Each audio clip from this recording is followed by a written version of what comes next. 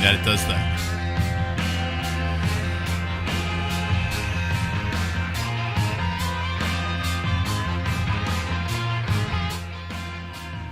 It is Thursday, August 21st, 2025. Mark Kulak, Houstonic.live. Early COVID survivors.com. Early COVID survivors. No spaces. EARLY COVID survivors.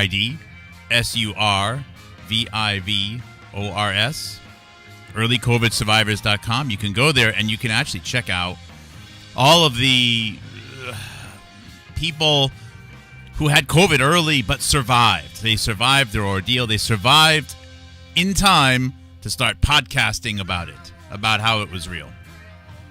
And the list is amazing and includes people that we talk about quite often. Mark Kulak, Houstonic.live. And the levee's breaking. It's broken. The water's coming out right now. And now's the time to smash that gas pedal down. It is full. It's full speed right now, and what you see on the screen is a attractive woman named Melissa Chen, Chen, and this is the Joe Rogan Experience number 1427. I'll read the Wikipedia page for Melissa Chen momentarily.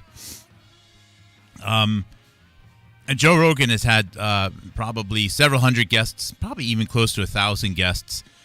There's a lot of them I don't know. There's a lot of them I don't expect anyone. I don't expect anyone would know who all of the individuals are. And I think it's a bit of a stretch to believe that every single Joe Rogan guest is there for a specific reason, you know, on a specific date. Joe Rogan has had a comedian named Tom Papa, P-A-P-A, on his show several times. I find Tom Papa to be hilarious. Now, Tom Papa is not a political person. I believe he leans he leans liberal, I think. I don't know. He has a great show. Tom Papa loves baking bread. And he actually does a show called Breaking Bread, where he interviews different comedians.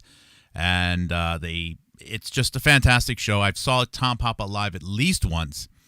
And we had good seats, and I like him, okay?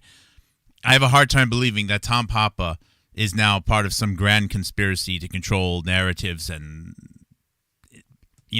etc. So it's an example, anyways, of a guest that Joe Rogan has had on a lot that, and this sounds just negative, diminutive, I guess, but I don't think, but I think that sometimes Tom Papa is a bit of a filler. And, I mean, he's a great filler to have. That doesn't mean that it's not an entertaining interview or discussion. What it means, though, is that Tom Papa would be someone that's there to keep people entertained so that you get the perception that Joe Rogan is not only there to control narratives, the Joe Rogan podcast. I will be very careful to say the Joe Rogan podcast as often as possible. Joe Rogan is synonymous with the Joe Rogan podcast. The Joe Rogan podcast does not exist only because Joe Rogan exists. Joe Rogan just happened to be someone who had the right experiences, the right motivation, and he was in the right place at the right time to do this particular job. If Joe Rogan never existed, someone else would be doing it. Just like I would like to think if I didn't exist, someone else would be doing this as well. These necessary experiences would have happened to somebody else.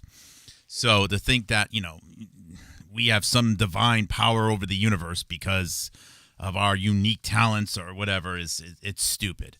We were given capabilities and talents by God at a particular time, and hopefully we can see that and respect that. And I think Joe Rogan was a particular person at a certain place at a certain time. And I will probably quite often say Joe Rogan. I really mean the Joe Rogan podcast. When I say Joe Rogan, it sounds as if it's all about him.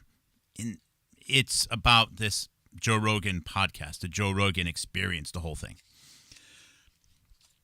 Melissa Chen here is someone I don't know who she is. I didn't know who she was 24 hours ago. But it came to my attention actually earlier this morning. Actually, 12 hours ago, I didn't know who she was. 8 hours ago, I still did not know who she was. And within the last 5 hours, I realized how important this interview was and how important she was. Not because, she's some, evil, cult, nefarious world leader, but the things that she helps tie together for us, right? To understand recent history, 50, 100 years, 150 years, whatever, it is important to study and understand individuals, what they did, where they were, why they did it, who they networked with, who they were mentored by, who they mentored, etc. And this study of individuals is oftentimes confused with a suggestion that individuals have caused global problems.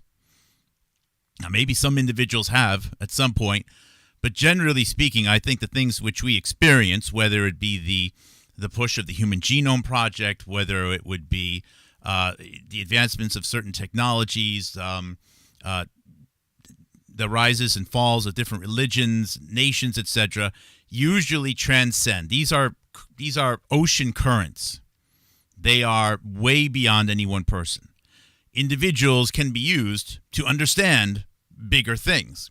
And sometimes some individuals, I think, act selfishly and certainly don't help the situation. But when we study an individual and put an individual like this, Melissa Chen, it's not, oh, no, Melissa Chen caused the world to go to hell. Don't mind if I swear a little bit here. No, I'm not saying that at all. Okay, but you can use individuals to understand the world, just like we are now using Joe Rogan and the Joe Rogan podcast to understand a bigger thing. Think of how many discoveries we've had through a detailed study of Dr. Robert Malone. Yeah, amazing. We've gotten more insights about the real nature of September 11th, 2001, and by studying Robert Malone than I think anyone else has. Call me a Looney Tune if you want. I'm looking. Most of my sources are New York Times. I'm simply looking at them through a different lens. Patricia Thomas, etc. Mainstream publications, news. There are no undocumented sources I have. Everything I have is from, almost all of it is from mainstream media. There's no, I talked to so-and-so and, this is off the cover and this person's a whistleblower. None of that. I don't need any of that. I had to learn and master this skill as someone who became a competitive intelligence analyst, and I needed to understand how competitor high-end information storage systems and data backup and archival systems were designed and how they would perform under different conditions, under different loads, etc., oftentimes without actually having access to them. And all I would have is knowledge that I have about how these systems are designed and documentation and public sources. And I would have to make very serious, detailed I would have to draw various detailed conclusions about what was going on inside these boxes and then pass that upstream. And I could, my reputation depended upon it, of course. And, of course, the company I work for, their reputation would depend upon it. I just didn't believe in getting anything that was wrongly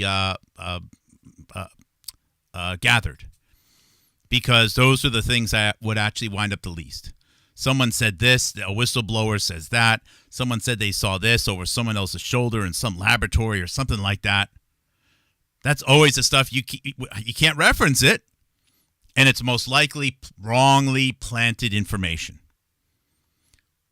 That said, just because something is in a mainstream publication, that doesn't mean it's true, but it is true that it was in a mainstream publication in a particular wording. And that in and of itself is meaningful. Melissa Chen, as it turns out, was either a colleague or a boss of Piper Stover. Piper Stover, an American, spent a long time in China and wound up doing this odd interview in November of 2019 with the former United States ambassador to India, Richard Verma. Richard Verma, by the way, he was also, I think, basically the number 2 guy at the United States State Department under United States Secretary of State Hillary Clinton. Richard Verma, by the way, was also, as a lawyer in the Johnstown, Pennsylvania area, offered his legal expertise in the creation of the Chan Soon Shung Cancer Research Center / Winberg Cancer Research Center. Prior to 1999, 2000, that was the time that Robert Malone was setting up the computer systems there. So, Melissa Chen here is a boss, or became a boss, of Piper Stover, someone who was actually at Jonathan Kui's house. Melissa Chen as the boss of Piper Stover being was someone who was, you could watch Jonathan Kui's old videos. She tried to steer him and manipulate him. And another potential State Department associated person also came into our orbit recently, but I think recently was booted out, was actually brought into our orbit by that same Piper Stover, or possibly even Richard Verma himself. A name that I'm just going to keep saying over and over and over again. And, you know, Richard Verma may be a very pleasant person. I don't know. But you know what? I don't care. I mean, I hope he's nice, good if he's a good person. But keep in mind, the most important thing is to keep the most important thing as the most important thing. And all corruption is enabled by tackling problems out of order of priority. I dare you to prove me wrong on that one. All problems, all corruption involves tackling problems out of order of priority. All corruption. It's almost impossible to be corrupt otherwise. And when you have the largest loss of life event in the history of the United States, that being the opioid epidemic, it's documented on Wikipedia even. The only thing that would be greater, population adjusted, is the United States Civil War. And no one willing to talk about it, as a matter of fact, making it possible. And as I said yesterday, the Joe Rogan podcast, Joe Rogan Experience, this whole network of Joe Rogan, made the opioid epidemic possible. I don't believe it could have happened if Joe Rogan said different things on the Joe Rogan podcast. I don't believe it could have happened. Not as badly as it did. Not as badly as it was. There's probably somewhere between 1 to 300,000 people that would be alive today, possibly my stepson included, if different words were used by Joe Rogan and the Joe Rogan podcast. That's more deaths than the highest estimates of Hiroshima and Nagasaki combined. All of that death. Podcasting is more lethal than nukes.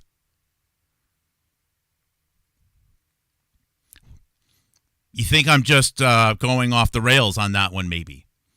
Within 10 minutes in this interview, Melissa Chen, boss, friend, colleague of Piper Stover, possibly also an associate of someone that was just a real deplorable jerk the other day in Jonathan Cooey Giggle Home Biological's chat, is going to get into an enthusiastic, happy, laughing agreement with Joe Rogan that we just need to legalize all drugs. And and basically dismiss the severity of the opioid epidemic. I can't even believe it. They then go on to suggest that if all drugs were legalized, there would be no drug cartels. And that really got me thinking. It got me to realize why it's okay to have so many Hollywood movies, TV shows, etc., talk about the evils of drug cartels. Are there drug cartels? Yes, there are. But think about it. Think about it, okay?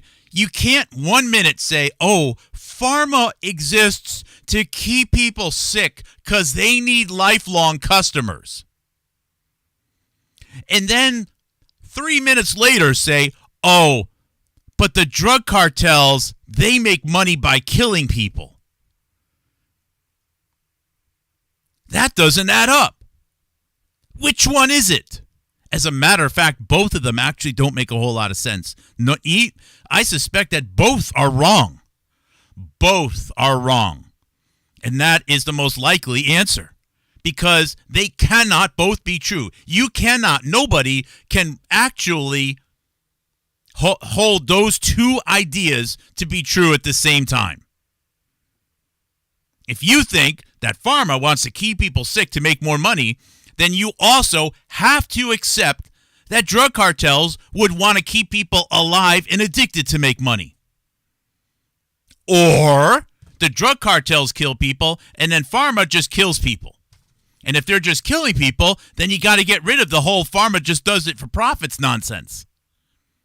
However, both of these crazy statements can be true, and I believe they both are, false, and I believe they both are false. I can't believe Melissa Chen, February 7th or 8th, 2020. She is pushing China bad. She is pushing Chinese wet markets. She is reminding people that there was a Chinese spy in Canada, doesn't say it by name, but that's Guang Gaoqiao, who was detained in the middle of 2019 by Danny Shoham and his work, at guess what? An Indian military, I want to say military research or strategy institute.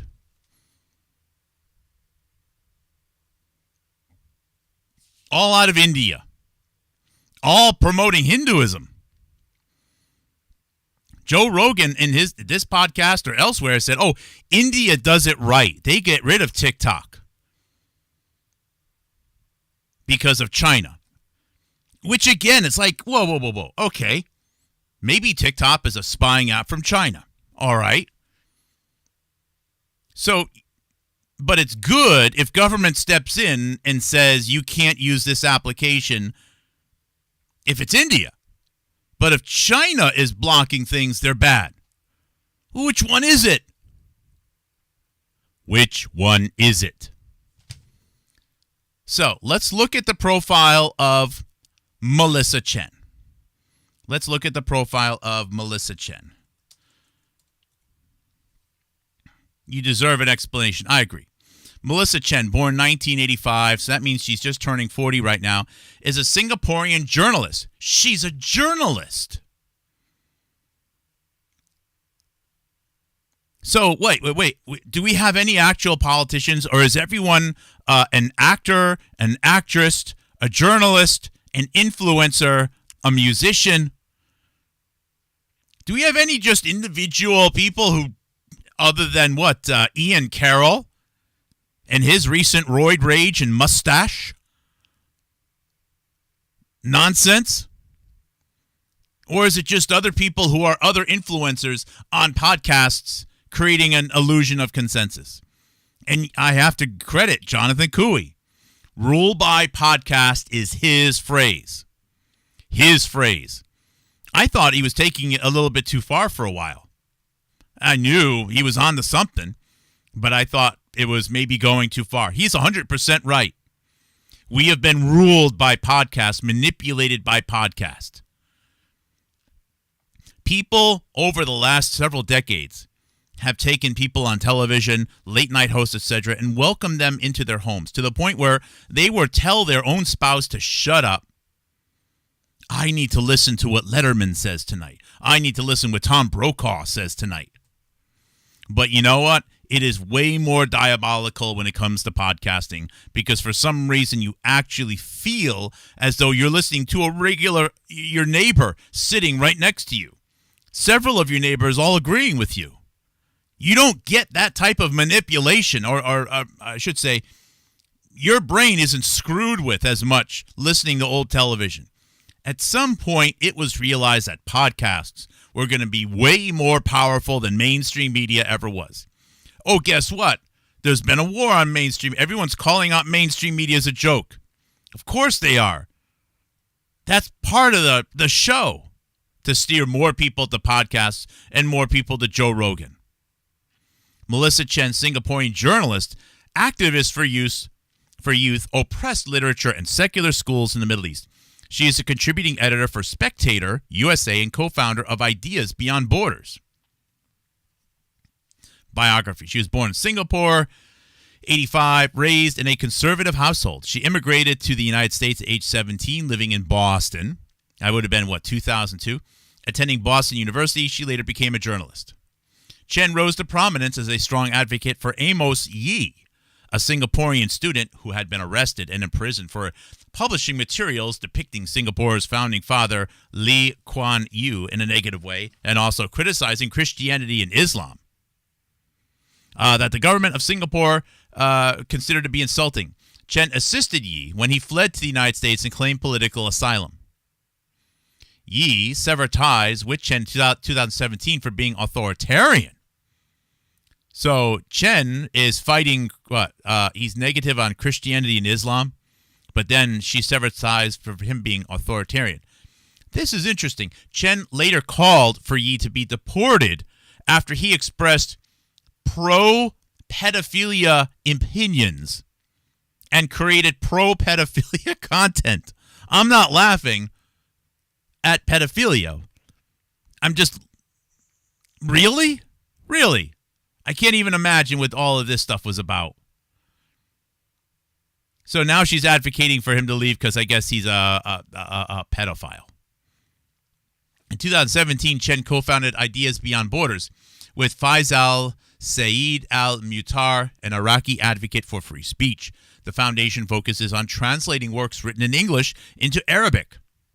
Most of the translated works are books that are now considered controversial in the Arabic world, such as George Orwell's 1984 and works by Thomas Paine. Boy, this stuff she is very anti-China, anti-Chinese Communist Party. And you know what? Also, kind of not a big fan of either Christianity or Islam. You know who else isn't? Joe Rogan.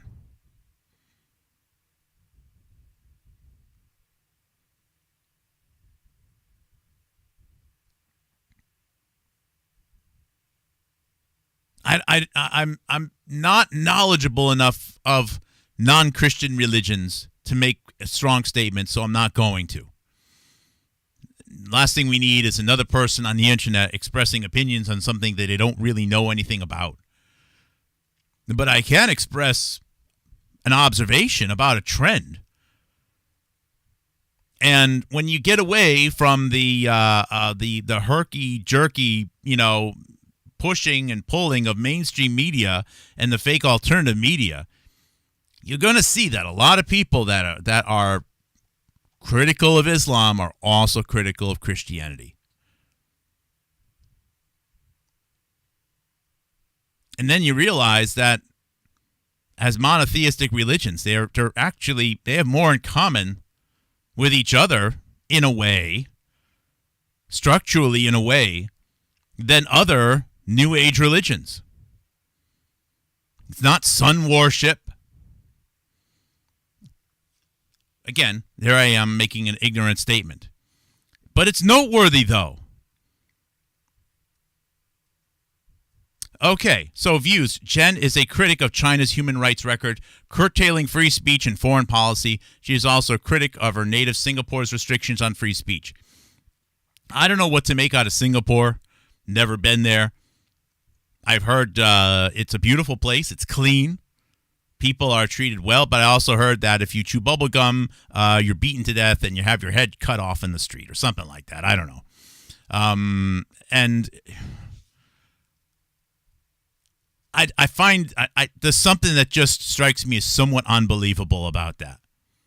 I don't know. I don't care if someone is, I don't know what religion someone is or non-religion or whatever, but the fact that they're just chopping off heads when people are chewing bubble gum or whatever something, a little lint falls out of their pocket onto the street and blows into the sewer drain. Oh my goodness, that person's littering. I don't know. But again, I don't need to make statements about stuff I don't know about personally. She has all of this stuff. She was one of the advisors, along with Barry Weiss, for FAR, an organization that seeks to fight critical race theory. She's engaged to a musician, the guitarist of Mumford & Sons. But what got my attention was this. Let's see here. Gosh darn it. What got my attention was this here.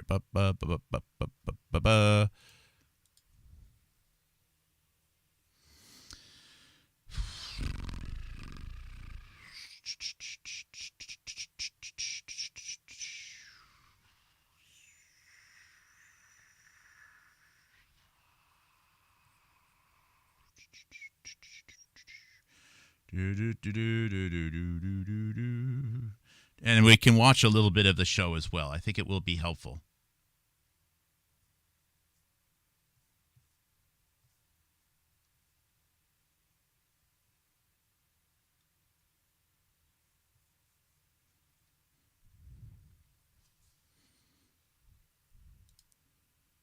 This is just a note that on March 18th, 2020, she had articles being published, time to ban wet markets. She got into some trouble, I guess, because one of the wet markets she showed a picture of in one of her articles was in Singapore. So, of course, the Singaporean government didn't like that. And where is it? I'm trying to find...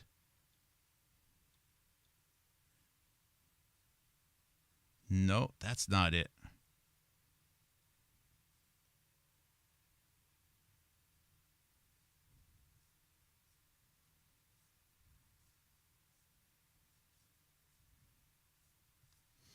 All right, give me a second here.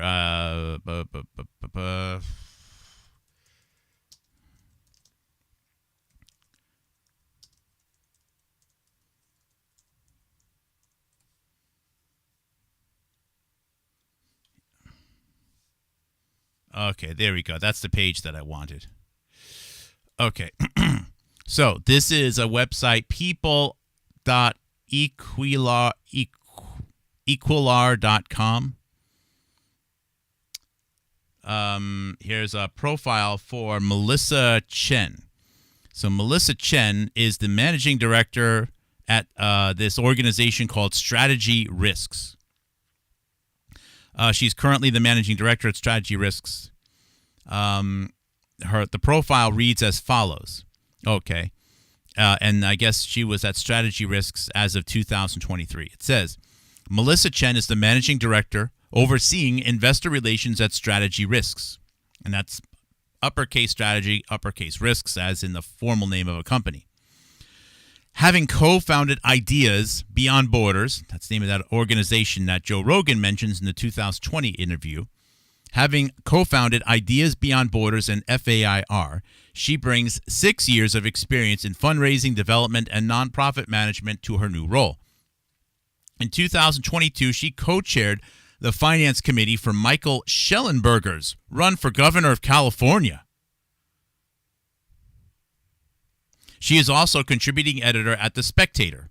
That's where that article was published, World Edition, writing a column that focuses on China, geopolitics, and human rights violations, and has appeared on Fox News, Sky News, The Joe Rogan Experience, Reason TV, The John Stossel Show, etc., to bring attention to the true nature of the CCP and the complicity of American corporations and institutions in abetting the rise of a geopolitical rival that continues to erode civil liberties in Hong Kong, threaten Taiwan, and repress the Uyghurs of Xinjiang. Sorry if I mispronounced that last part. I got thoughts on that. I'll share them in a moment. Melissa Chen previously worked at the Broad Institute of MIT and Harvard as a genome researcher. After reading computational biology at Boston University. I'm going to say something wacky. It's possible that Melissa Chen was in the running for the Epi Girl role. I think it's possible. Attractive young woman, journalist, knows how to perhaps appear on camera, maybe even flirt a little bit with it.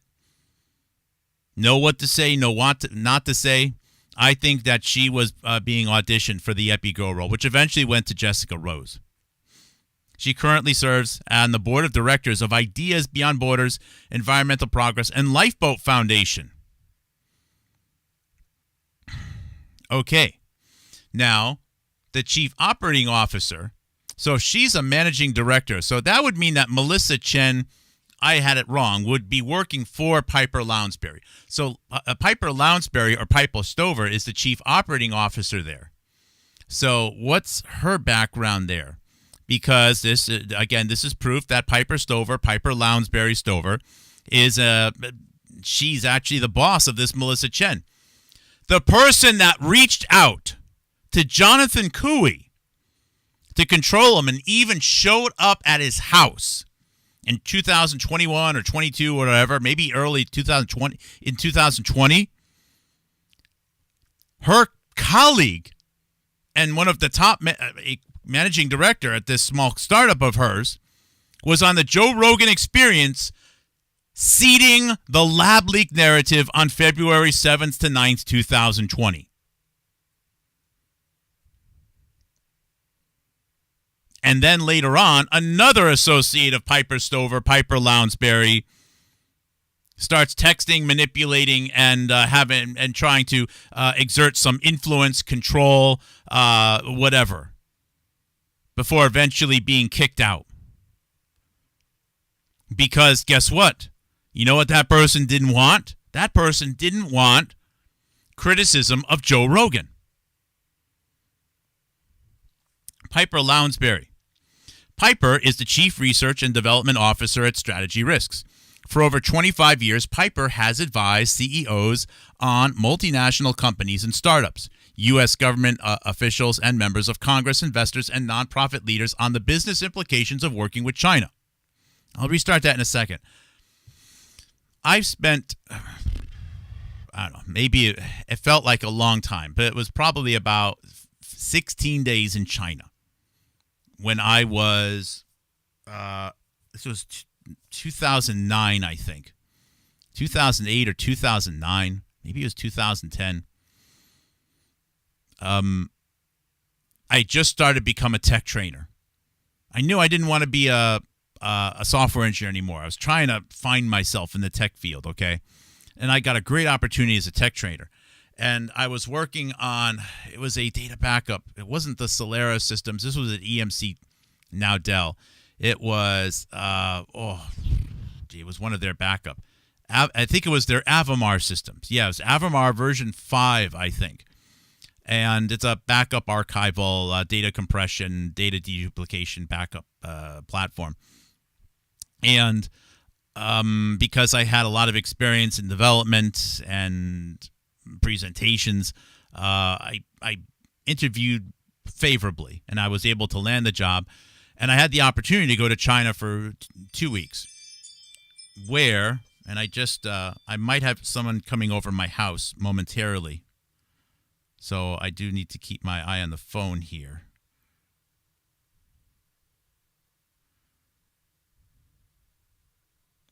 What was I going to say? So during those 2 weeks, I taught 2 different classes, or the same class to 2 different groups. And they were each 3-day, I think they were 3-day classes. They might have been 4, but I think they were 3-day classes, 3 long days. And I got to turn the volume down on that, or at least the alarm down. And I was a little overwhelmed first going there, but I have to admit I don't, and I know as someone coming from the United States, you know, probably the red carpet was rolled out to some extent. I know I was in one of the nicer cities, which had just been rebuilt, a new area of Shanghai, which had previously been farmland. I know that they were trying to look their best for the 2008 World's Expo. It just happened to be there that year. Amazing, amazing blessing and coincidence. I got to go to the 2008 World's Fair in Shanghai. Or was it 2010?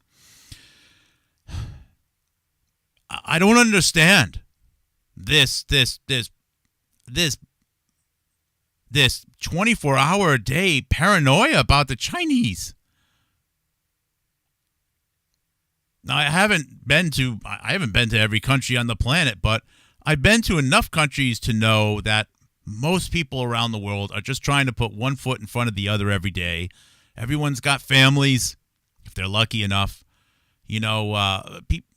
and I was welcomed. I went out to some great dinners. They worked really hard. They saw me as an opportunity to practice English. No one was rude. I just don't understand it. And you can say what you want about me for feeling this way. Keep in mind, I'm the person representing the largest loss of life event in the history of the United States. Nobody else. And that event didn't happen because of China. From what I've seen, China has legitimately doing all it could to crack down on any byproducts, or I should say ingredients that go into synthetic opioids. However, for some odd reason, they have been coming to the United States through India. Now, that's not to say that's India's fault either. And none of these people that want all of the attention on, we've got to worry about China and going to war against China and China stealing everything and China's doing this and China's doing that. They won't talk about the largest loss of life event in the history of the United States. All corruption is enabled by tackling problems out of order of priority. And that includes people's own attention and care and love for their own family. That includes people's relationship with the Creator. Focus on themselves. You have to get that right first, to some extent. Piper Stover, for years, she chose to move to China. She had her kids there, raised her kids there, taught them Mandarin. She knows Mandarin.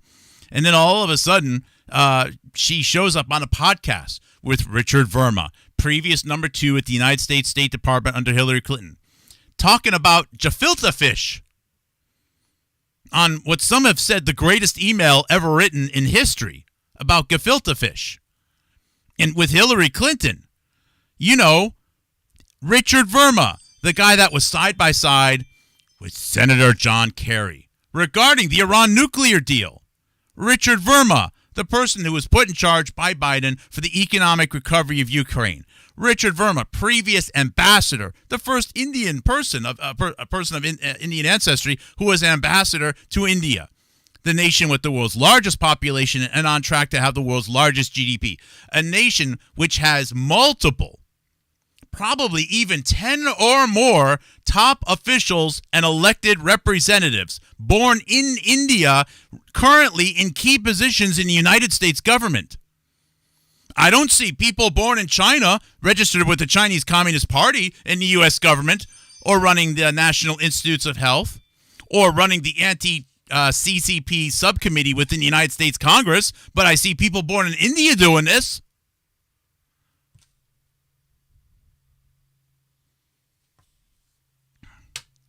And Piper Stover, with this interview with Richard Verma, changed everything. And now Piper Stover's other associate is on the Joe Rogan show. And what did I just say yesterday? The Joe Rogan podcast made the opioid epidemic possible. If different things were done and said on the Joe Rogan podcast at different times, at least 100, maybe 300,000 or more Americans, mostly under the age 40, would still be alive today. This bastardization of a show made that possible. And it's time to call it out. And he is giving Melissa Chen a platform to think lab leak narratives. It's not Melissa Chen's idea. She wasn't, hey, I got a great idea of how I'm going to screw over the world. It wasn't Piper Stover's idea either. These people work as agents for something much bigger. However, you'll never understand or know about the existence of that something bigger if you can't find the individuals and understand their little assigned roles. And they might even think that they are doing something for the greater good. Like, oh, this is going to happen one way or the other. Might as well get a job out of it. And maybe they're right. I always have to revisit, am I actually doing the right thing, spending so much my life's energy and time and money doing this? Maybe it would be better just to accept things and go with the flow. Maybe this really is for the greater good. I don't want to be a jerk. I don't want to torture myself or drain my resources or impact my family if it really isn't for the greater good. I would like an explanation about how what I'm doing is not for the greater good, and how what Piper Lounsbury, Melissa Chen, Joe Rogan, and the several hundred other actors that make up this fake podcast ruled by podcast network, maybe if they are doing the greater good, let me know. But no one can do it. So going back, Piper Lounsbury is the Chief Research and Development Officer at Strategy Risks. For over 25 years, Piper has advised CEOs on multinational companies and startups, U.S. government officials and members of Congress, investors. Probably this includes Raja Krishnamurthy, the Indian-born man, who is currently the head of the subcommittee in the United States Congress regarding the Chinese Communist Party. We have an Indian-born person leading the subcommittee against the Chinese Communist Party of the United States of America. And now, this is freaking amazing. We have someone from Singapore who probably totally agrees with Raja Krishnamurthy. Raja Krishnamurthy, very good terms with both Barack Obama and, more importantly, Richard Verma.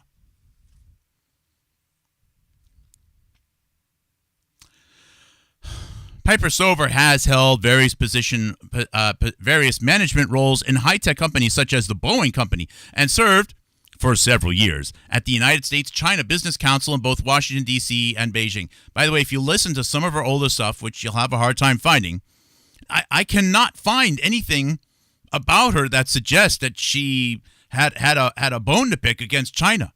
She learned Mandarin at an early age because she had some affection towards it. The Chinese culture. I don't think she took her family to China and taught them Mandarin and spent, almost their entire lives in China up until 2019 because it was a crap hole, or because that they just go around finding people to rip the eyeballs out and then throw them in front of the subway train. She probably went there because she was endeared with China. Then all of a sudden, I guess the money was big enough.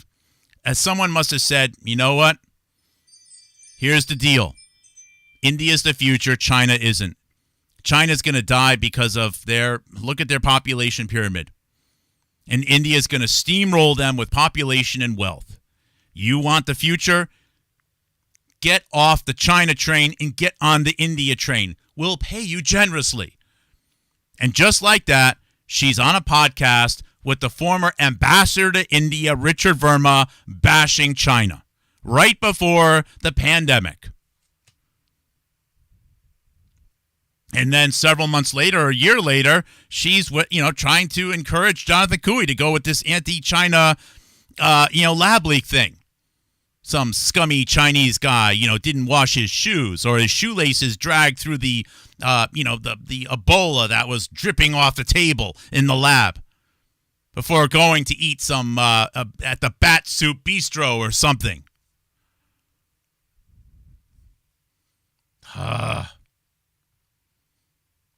Highly proficient in Mandarin Chinese. I don't know who the other people are. They might be important. Strategy risks. So let's just listen to the first 10 minutes made me want to just not be a very nice person. Let's listen to the first 10 minutes. And of course, during the show, she's basically stripping. She goes from having this nice jacket on. Now she's down to the tank top. There's actually videos out there that Joe Rogan was flirting with her. I don't know if he was. Joe Rogan, I believe, is married. He has 2 kids. I think 1 adopted. God bless him. And again, it's not about Joe Rogan. It's about hyping it up. It's almost as if they wanted something salacious here. I'm surprised she didn't just stand the mic stand upright and start doing stripper dances. Why not while you're at it? Get people talking about what really matters and focusing on problems out of order of priority. So let's listen to them promote drug use and downplay the role of addiction and everything else. Within the first 10 minutes, you're going to hear all of it. A lot of international students who come from Asia will probably fall under the same... To the beginning here. What's up, Melissa? How are you? Hello, Joe. We were just talking about caning and hanging in Singapore. Mm-hmm. Hanging now, is that the new one? No, it's always been... That's how they always do it? Caning is one of the forms of capital punishment, but they let me go back. I'm sorry. What is Singapore? What's up, Melissa? How are you? Hello, Joe. We were just talking about caning and hanging in Singapore. Mm-hmm. Hanging now, is that the new one? No, it's always been... That's how they always do it? Caning is one of the forms of capital punishment, but they actually hang for drugs. What is Singapore like? I've never been. It seems like a strange place because it's relatively wealthy, right? Yes, and very much upscale so. And very nice, but also ruthless. But you know what happened in my generation? I've witnessed it go from third world to first world in my lifetime. Really? Yeah. So it's one of those success stories of nation building. But it's kind of like, you know those snow globes, the perfect snow globes with when you turn it over and everything kind of sprinkles. That's what it feels like living in Singapore. For me, at least. I had to get out. It's a bit sterile. It's perfect, but it's too perfect. It's almost like there's somebody called it once Disneyland with the death penalty, which is a pretty good And you get the death penalty for things like drugs, right? Just possession past maybe 25 grams or 25 milligrams or something, marijuana, trafficking. So if you have an ounce of marijuana, how many grams is in an ounce? What's the conversion? I don't know. They're already on drugs. We are at 1 minute and 12 seconds. It's already about, oh my goodness, how could you live there? You can't do drugs. I haven't converted to 20? Your system. 28 grams in an ounce? Yeah, 28. So, I actually heard a fact checker say that this is incorrect information, that Joe Rogan says that for 2 ounces you could get arrested or executed or something like that, but it's actually 12 ounces or whatever. I don't know, and I don't care. And I'm not against people smoking weed. But you are, and this is the top watched podcast on the planet. This has 5 million likes, 50 million views. Impacted what people thought about what's happening with respect to the pandemic, leading to a chain of reaction. And they are going to go on and say that the war on drugs failed. This is just what I saw yesterday. I didn't expect them to talk about it.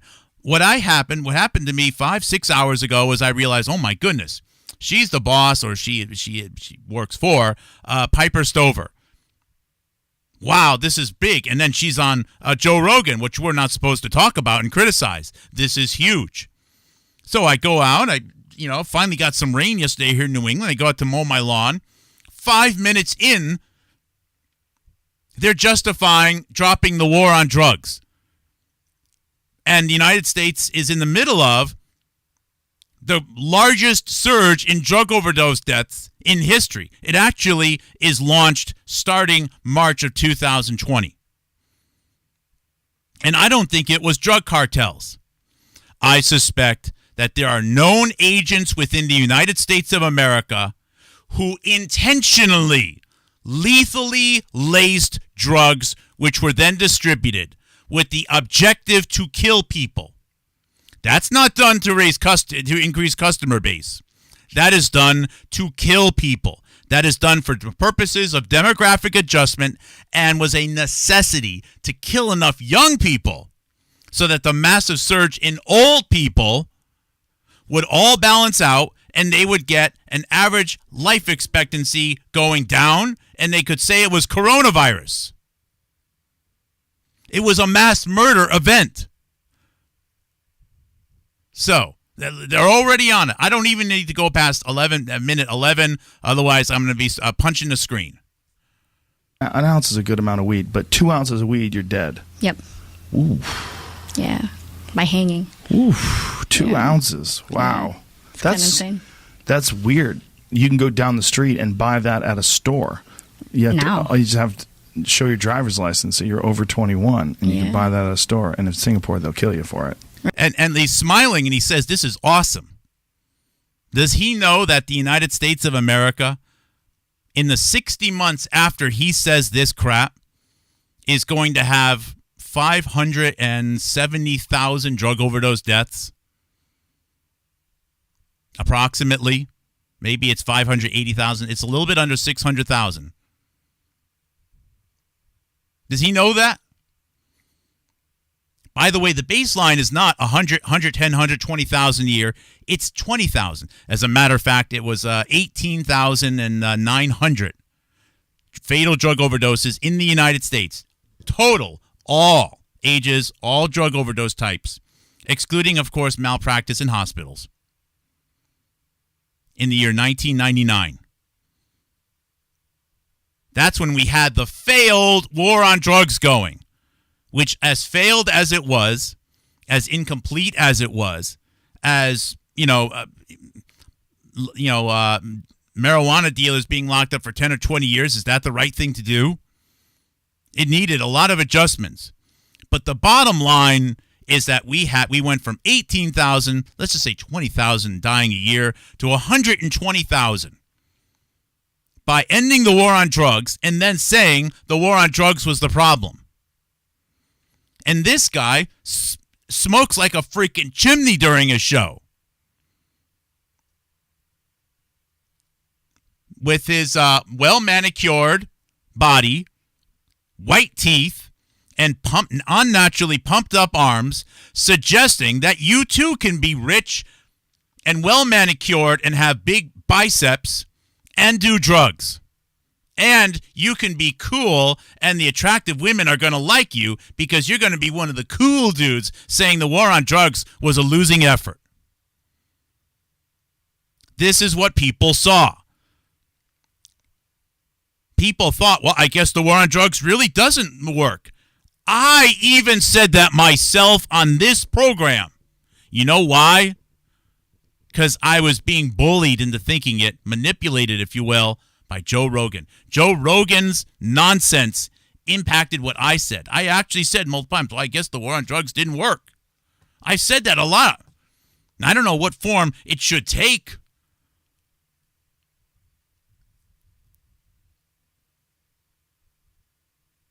By the way, you can't have the war on drugs at the same time that you have a government intentionally poisoning lots of drugs on the streets to kill people. What you do need, though, is to justify the ending of the war on drugs by Mr. Cool, Mr. 5'5", big forearms, meathead here, being pushed into everyone's house, saying, oh, the war on drugs doesn't work. And then never really talking about the opioid epidemic at all, with any level of specificity. The top people who rolled drug overdose deaths into the overall story, such as Pierre Corey and Robert Malone, were prominently premiered on the Joe Rogan podcast. Promoted, celebrated. Right. How many people have they killed for pot? I don't know about that. But I do know, like, one time they actually executed a Australian citizen who was on transit. So he didn't even get out of the airport. He was just kind of carrying the drugs on transit. Whoa. And they found executed him? Oh, yeah. It was hanging. It's always hanging. And what do you remember what kind of drug? Was he selling drugs? He was carrying quite a bit. He was definitely trafficking it. Jesus Christ. Yeah. They just hung him. Yep. Zero tolerance. Jesus Christ. I'm sorry to repeat the blasphemy. Jesus Christ. Jesus Christ. That guy could have been carrying enough drugs to kill 1,000 people. Oh, but let's not think about that. Jesus Christ. They hung him? policy. Yeah, that's crazy. How did it go from third world to first world so quickly? I guess the founder, of the country, well, not the founder, the founding prime minister, Mr. Lee Kuan Yew, was probably one of the world's most famous modern statesmen. He was resolute, weeded out corruption. He was kind of like very, very tight controls on free speech, but very much sort of neoliberal economic policies. So attracted a lot of foreign investment, right? Because the highest income tax bracket is like maybe 13%. It's very low. There's almost no welfare, at least in the sense of how we understand welfare. But there's a lot of, it's a hybrid system. So there's a lot of zero capital gains taxes, zero estate taxes, very easy to set up a business. So he had managed to attract a lot of foreign businesses to set up their multinational corporation headquarters in Asia, because the other alternative would be maybe China, but China would probably end up stealing all your, your corporate secrets, your intellectual property. But Singapore was billed as this is the country that protects rule of law. Also English. He kind of made everybody speak English. It was the working language. So if you wanted to set up business in Asia, that was your place to go. Oh, okay. Sounds like he did okay. One big failure, though, is if you look at the population pyramid for Singapore, it is an absolute catastrophe. Do I actually have that available here? Let's see your demographics. Singapore. Oops. Let's see here. I don't know how demographics of Singapore. Yeah, there you are. Well, you know what? It's not as bad as I thought. It's not as bad as I thought. They have a huge boom right here. It's bad. I thought it was even worse than this. It looks like they're having 30,000, 60,000 births a year approximately. So their child birth rate is going down. They have a massive surge right here. And, right after you get into your mid-30s, late 30s, it becomes harder and harder to have kids. So that means that all of these people here, the vast boom, this vast bulge, no more kids from them. So Singapore's got problems. And I won't criticize them too sharply for it, because I think the nature of building up your economy like this, it has an impact. The more women being in the workforce, it becomes harder to have the available labor to care for families. It takes a while, and I'm not sure that they had the foresight to see that this was going to happen with other countries as well. So Taiwan is the absolute worst that I've seen in all of the population pyramids so far. Taiwan is so bad that my advice to China would be, you don't need to invade Taiwan.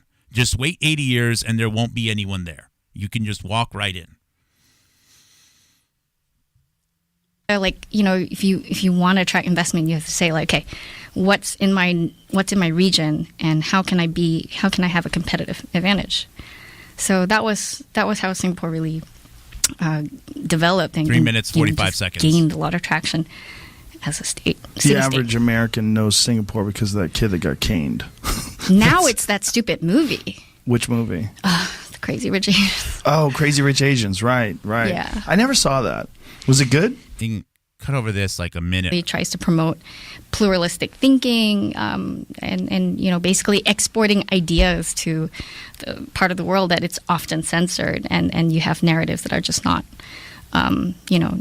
exposed to. Okay, now people are not 5 exposed minutes, to 30 in the Middle seconds. East. So I skipped a minute and a half. We thought we spent $8 trillion on the war on terror, and what was the result? Right, we marched in and said, okay, we're going to bring freedom and democracy to people, but if there were no cultural institutions to kind of nudge people to understand why they should value freedom and democracy, is it really a surprise that it failed to take root there? So that's what we basically. The organization's called Ideas Beyond Borders. And it's kind of self-explanatory. We basically take... Is she going to talk about the large-scale biological terror attack in the major U.S. metropolitan center that was being planned and everyone in Washington, D.C. knew about?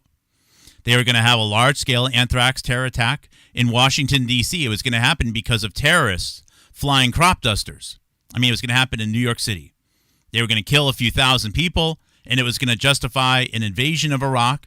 And it was also going to mean it was going to be necessary, thanks to the work of Meryl Nass and other people, to use a new experimental gene therapy vaccine, such as the one from Vical Corporation, tangentially connected, of course, with Robert Malone.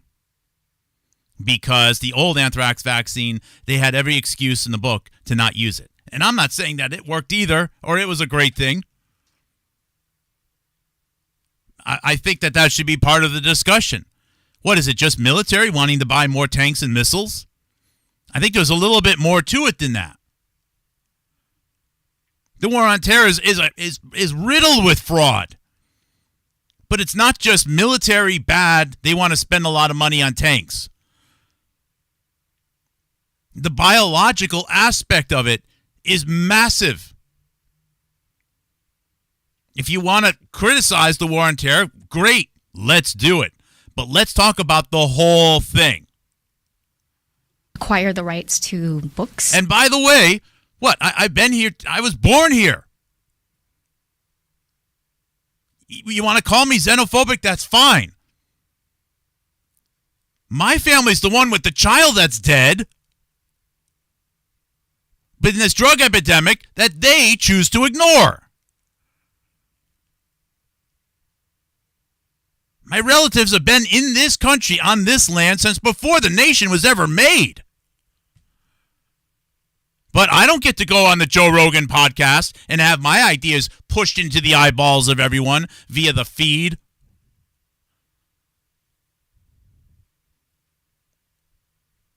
And I certainly would not, if I had to leave this country and move somewhere else, feel as though I had the right. I would not have the audacity to stroll into another nation that welcomed me and then tell them what to think and what to do and to ignore their dead children.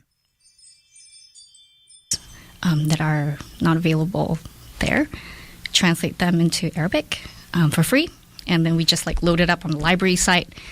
Anyone can basically access that, download it. And we do Wikipedia too, so 10% of all Wikipedia. So they are trying to push, liberal ideas in Islamic nations. Did they ask for it? What gives her organization the right to do that?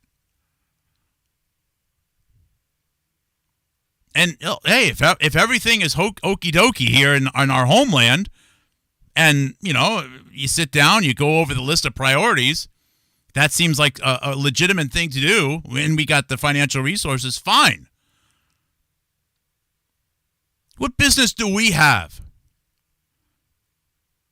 I don't believe we have a right to walk into Muslim nations and drop bombs, nor do we have a right to be dropping off pamphlets and translating literature for their populations that their governments and their people, for whatever reason, have decided that they want to see less of. In Arabic, English Wikipedia. And so we basically try to, for example, George Orwell doesn't exist in Arabic, right? So they're really missing a lot by not being able to read George Orwell. That's the problem with Muslims.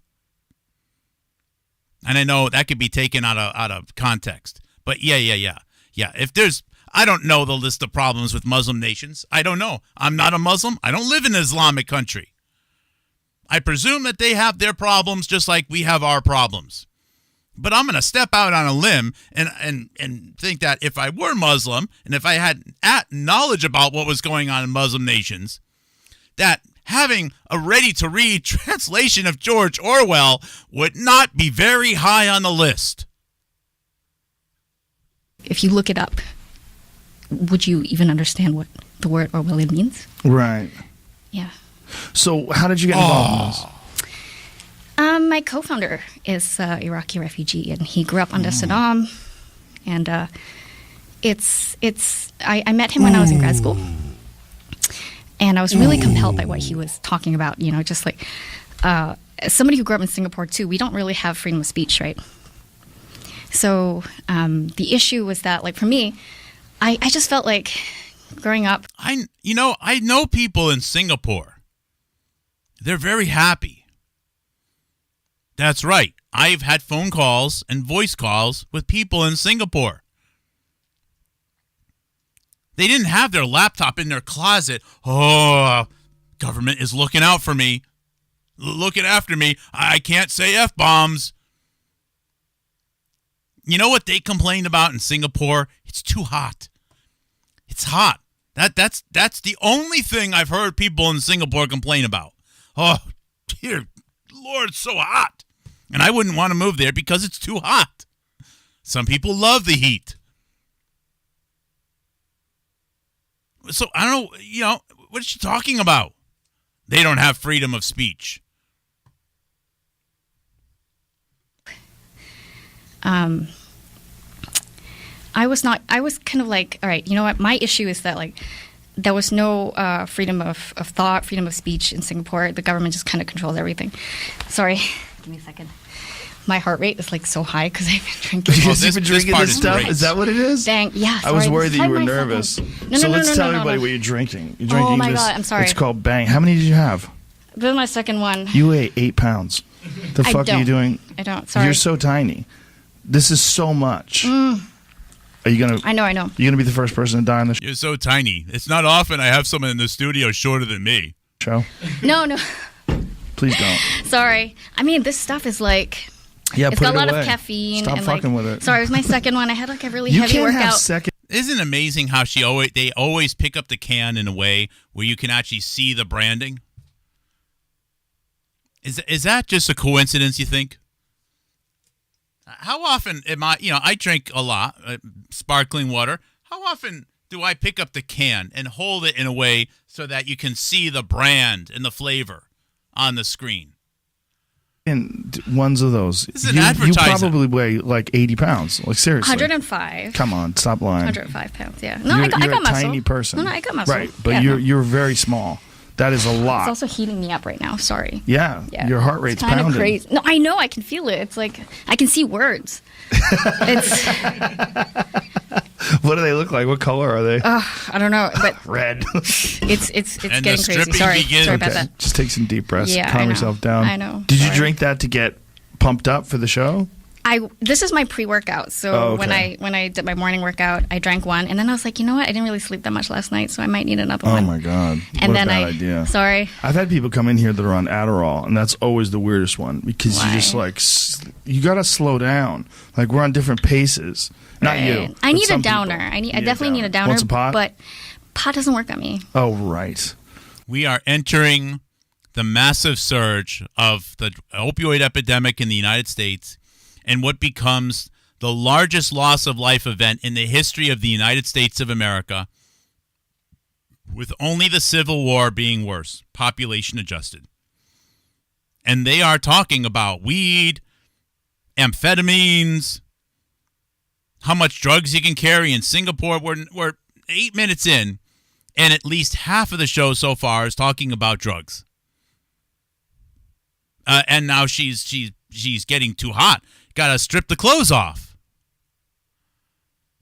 What kind of pot? I bet the pot we have will work on you. Up to 50. I've done 55 milligrams edibles. That's Nothing. ridiculously low. I do 200 every time I go to the airport. Wait, 200 milligrams? Yes. I think of that scene from Goodfellas where Robert they're just about to whack someone, and Robert De Niro and he's with the I can't remember the other actor's name, and they're all like doing the fake laugh. There's like memes about it right now. It's kind of like that. God, I feel like so old. Look, obviously I know people who smoke weed. I've smoked weed before. But come on. A little bit of, Okay, but I'm like Joey a quarter Diaz takes away. 1,000. All right, maybe I just haven't upped my game yet. I haven't upped my game. Ha ha! Ha ha! Million dead from the opioid epidemic. Ha ha ha! You can't say pot doesn't work on you. Okay, but I so far have been unable to respond to really? THC. Yeah. And smoking it, or they're going to get into genetic causes right now of people's ability to tolerate THC. This is hilarious. And eventually she's going to talk about lab leaks and China bad with less and less clothes, with progressively less clothes on, while flirting with Joe Rogan. Brought to you by, I don't know who pays for this program. Do they really get the tens or hundreds of millions of dollars necessary organically? Really? I don't believe they do.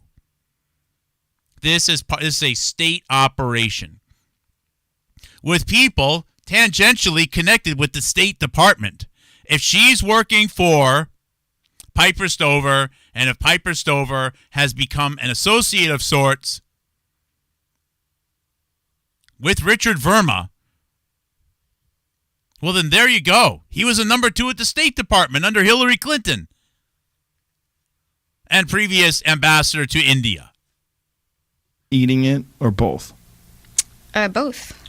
Jamie is with you with the eating. Oh, He's got some weird genetic disorder that doesn't work with him. No. Like edible, he can take 1,000 edibles and just hang around with people.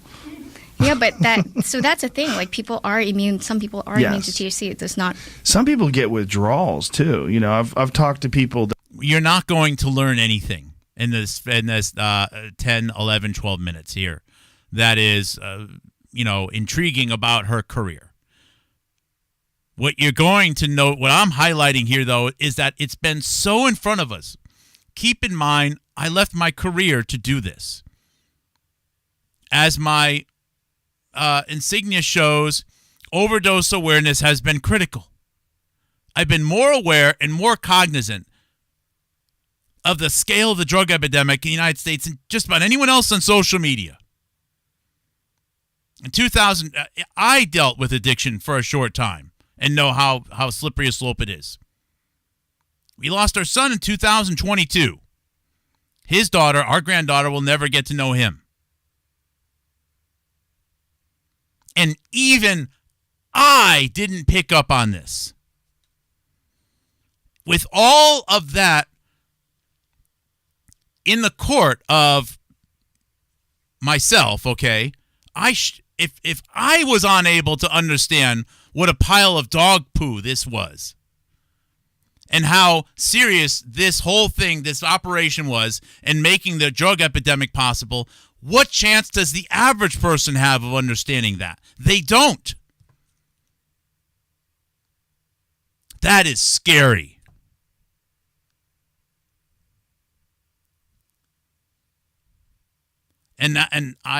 It's important for me to highlight how I was fooled and I was wrong.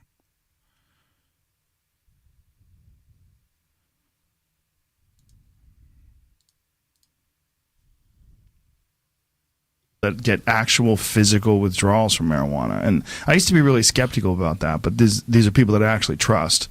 And they're like, wow, I would, when they would go on tour, like if they have to go places and they didn't have pot, they'd get shaky, they feel weird. And then they realize, like, oh, this is my body's withdrawing from THC. Apparently it's very rare, but common enough so that it's in the literature. They have documented people that have like a physical response to withdrawing from marijuana. I'll bet you some people thought that I went too far yesterday, saying Joe Rogan in the Joe Rogan podcast was a key part, indispensable part of making the opioid epidemic possible. And we are going to look at old shows right now, and you're going to realize, oh my goodness, he really did talk about drugs a lot. He really did constantly laugh at the war on drugs. Oh my goodness. It's been right in front of everyone the whole time. And without those deaths, the deadly novel virus narrative falls apart. You don't get the drop in life expectancy. It becomes more obvious they're just killing people in elderly homes and with depriving them of antibiotics. And then you don't get the justification for the emergency rollout of that transfection, which they call a vaccine. All of that doesn't happen without the opioid overdose deaths.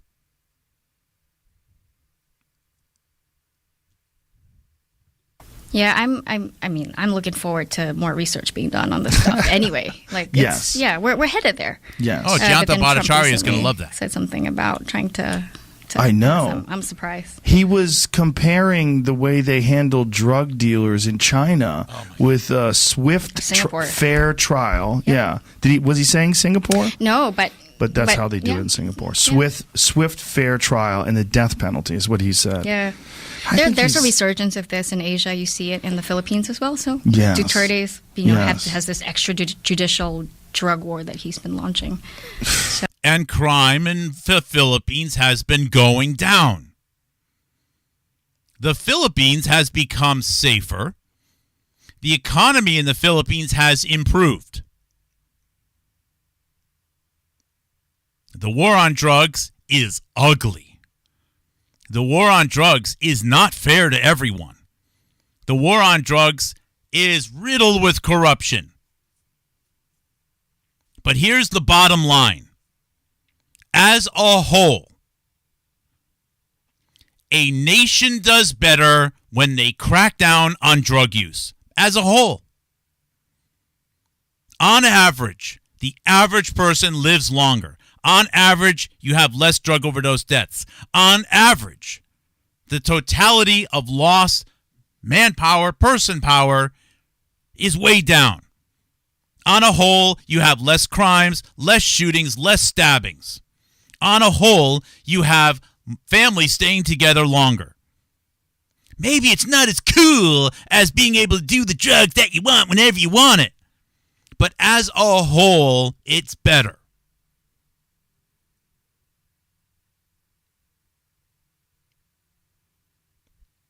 Because the world of tomorrow is not us. The world of tomorrow are the children that are born today and are raised. All of this focus on who can bone who and who can do what drugs now does not roll into a better world tomorrow for the children which are going to be born and raised. And then Joe Rogan, this episode or another episode, is going to go on, we are in one of those cycles where strong men and weak men make strong times, or strong times, weak men. I don't even know what it is. There's a whole cycle. But he's promoting a world where people are more, focused on where they get to put the junk and what type of junk they can do, and ignoring the largest loss of life event in the history of the United States. Does that make me a dictator? I don't know. But you can't just say, it's rude and not fun and dictator. You can't just throw statements out there like that without looking at the bottom line. And growing up in a society where people have to stay clean and work hard and, stick in there, even though the marriages sometimes can be tough, and raise their kids, maybe have a little, it's not fun. But that's what grown-ups do. Oh. I understand the concern with the plight. I understand that people are really worried that people getting addicted to drugs ruin their lives. It devastates families, people dying of overdoses from fentanyl and all these different hazards that are associated with drug use. And these hazards. Has he considered that there are people that have died that are not addicts? It's not the majority, but we have thousands. It might be a much larger number than even I'm aware of that have died of fentanyl poisonings that aren't even addicts. I wonder which dark force out there is intentionally lacing street drugs or even repressed Xanax pills to be lethal. Who benefits from that? Do the drug cartels benefit from that? Maybe it's a great big conspiracy by the mortuaries. Nobody benefits from that. The state benefits by that by now being able to tell a tale of a deadly novel virus. Pharma companies don't make money. Drug cartels don't make money. The narrative is allowed to persist, though. And he never says anything which threatens any aspect of supporting the narrative here. Drug dealing. I understand that. But this sort of archaic way of handling it and death penalty talk in 2020. I know. Like it's... And when...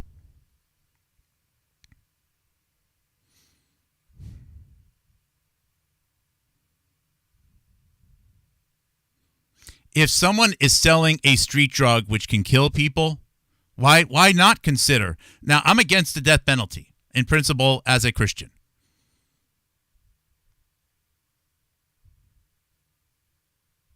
However, though, and from a legal standpoint, shouldn't you be at least as upset at the largest loss of life event in the history of the United States as you are at some people facing the death penalty for selling drugs? I'm not saying one washes the other out. But when you don't tackle problems in order of priority, the worst type of corruption can occur. And the worst type of corruption in this case, I'm afraid, includes State Department and other forces involved in the actual distribution of known lethally laced drugs to kill people. And then what has turned into the largest loss of life event in the history of the United States of America, and it's still not being spoken of. At least she's taking her clothes off. At least people get that, I suppose. So here I am, your old, cranky old man. But I think I'm more the future of this country than most people. This is the future right here. Thank you, everyone. Thank you. Take care. Watch the rest of Melissa Chen if you can bear it. Makes you want to vomit. Makes me quite sick. Wow, what a discovery. Thank you. Richard Verma, 24/7. Thank you. Take care. God bless.